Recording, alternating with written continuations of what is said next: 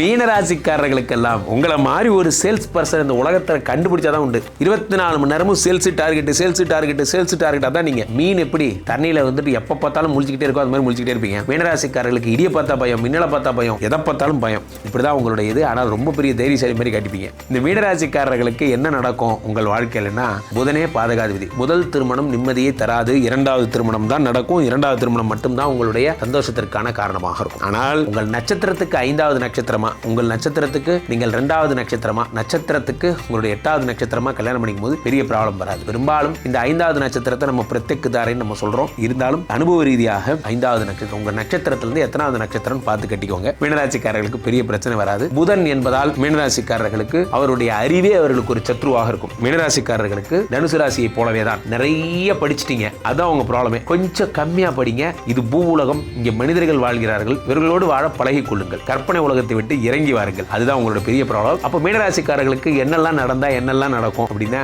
என்ன தொடர்பு கொள்ளுங்க. மேற்கொண்டு டீடைல்ஸ் நான் சொல்றேன்.